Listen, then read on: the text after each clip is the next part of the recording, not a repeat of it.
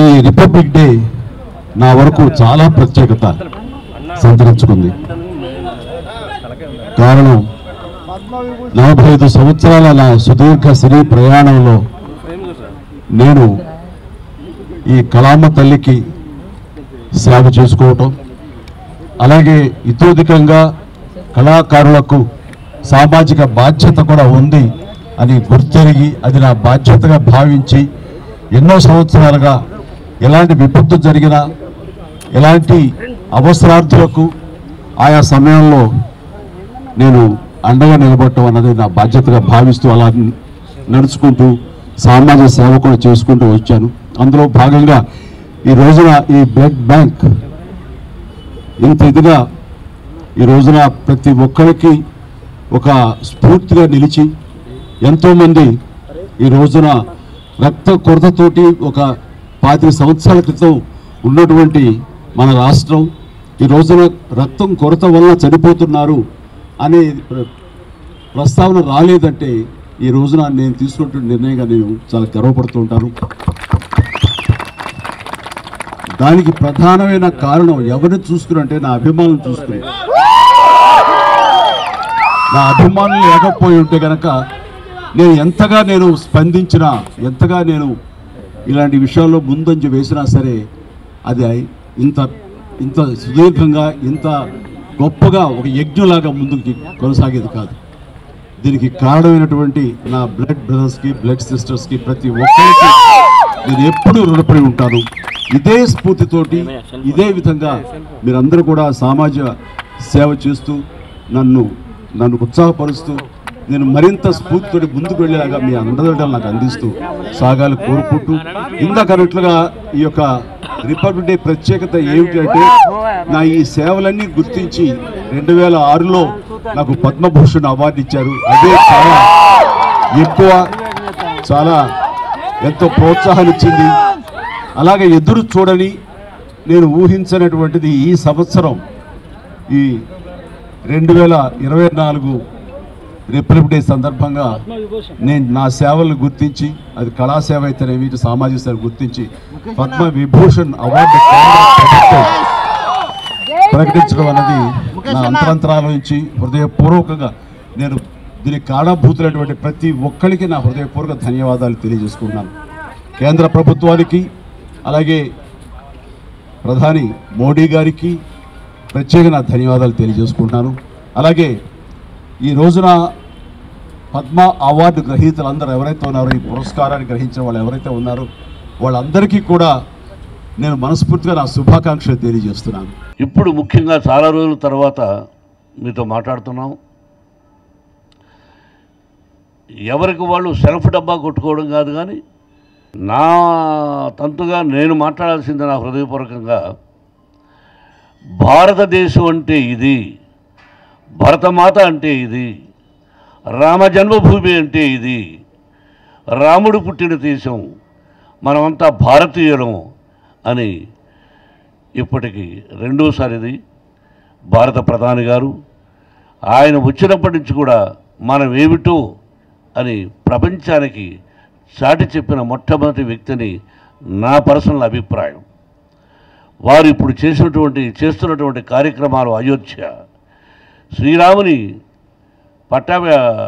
ప్రతిష్టాపన 22వ తారీఖు.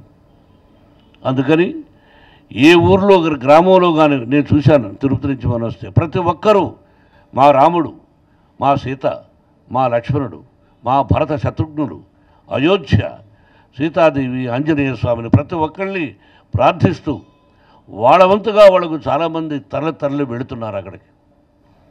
నాకు కూడా ఇన్విటేషన్ రావడం జరిగింది, కానీ అన్ని సెక్యూరిటీస్ ఇస్తానన్నా కూడా అక్కడ పోవడానికి భయపడి వెళ్ళలేదు. క్షమించని మాత్రం రాశాను. అటువంటి మంచి కార్యక్రమానికి ఈ టెంపుల్లో కూడా 14వ తారీఖు నుంచి 22వ తారీఖు వరకు ఏమేమి చేస్తున్నామన్న సంగతి మాకు ముఖ్యమైనటువంటి రాంబాబు గారు ప్రధాన అర్చకులు వారు చెబుతారు. మీరందరూ కూడా వచ్చి ఇక 4 రోజులు 2 డేస్ మీరు వచ్చి పాల్గొనండి. మీ అందరి ఆశీస్సులు కావాలి. Thank you very much once again. Committee సభ్యులందరూ కూడా నా హృదయపూర్వక నమస్కారాలు. నా కుడివైపు, ఎడమవైపు,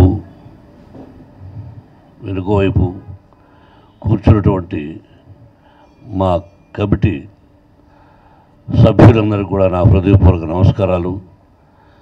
నూతన సంవత్సర శుభాకాంక్షలు, సంక్రాంతి శుభాకాంక్షలు మరొకసారి తెలుపుకుంటూ మీకు కూడా నూతన సంవత్సర శుభాకాంక్షలు, సంక్రాంతి శుభాకాంక్షలు. ఇది ఫిలిం నగర్ దైవ సన్నిధానం. మీ అందరికీ తెలిసిందే, ఇది ఫిలిం నగర్లో ఏబిసి అని చెప్పి నటీనటులకు, సాంకేతిక నిపుణులకు అక్కడ దాన్ని ఏమంటారు, అక్కడ ఉంది జర్నలిస్ట్ కాదు, చిత్రపురికారులు, వీటన్నిటిని కూడా కాంగ్రెస్ ప్రభుత్వమే ఇచ్చింది అప్పట్లో. ఇది వాస్తవం. నేను ఎన్నో సందర్భాల్లో చెప్పాను, ఫిల్మ్ ఇండస్ట్రీ ఇక్కడ ఉన్నారని. పెద్దలందరూ కూడా చాలామంది ఇక్కడ తరలి వచ్చి ఆంధ్రప్రదేశ్ అద్భుతంగా ఉండాలి, నటీనటులందరూ ఇక్కడే ఉండాలని ఆ రోజు నిర్ణయించడం జరిగింది.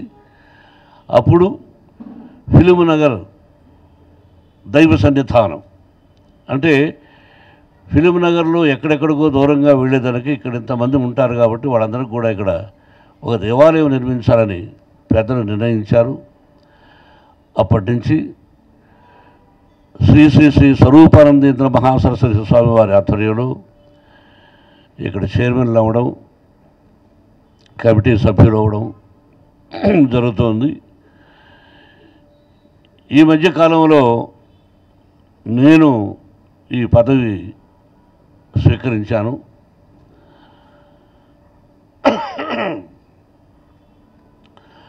ఇప్పుడు ముఖ్యంగా చాలా రోజుల తర్వాత మీతో మాట్లాడుతున్నాం. ఎవరికి వాళ్ళు సెల్ఫ్ డబ్బా కొట్టుకోవడం కాదు, కానీ ఈ ఫిలిం నగర్ దైవ సన్నిధానంలో ఉన్నటువంటి 18 మూర్తులు ఉన్నారు. బ్రాహ్మణోత్తములు 15 మంది ఉన్నారు. ఈ దేవాలయంలో వచ్చి ఎవరైనా ప్రార్థిస్తే వాళ్ళ కోరికలు తీరున్నాయి, వాళ్ళందరూ తిరిగి వచ్చి చెప్పడం జరిగింది. ఇది అద్భుతమైన దేవాలయం. వెంకటేశ్వర స్వామిని చూస్తే మీరు ఇక్కడే కూర్చోన్నారు రాంబాబు గారు. అద్భుతం, మహాద్భుతం. తిరుపతి వెంకటేశ్వర స్వామిని చూస్తే ఎలా ఉంటుందో ఇక్కడ ఈ వెంకటేశ్వర స్వామిని చూసినా కూడా ఆ రూపం అంతే అందంగా ఉంటుంది.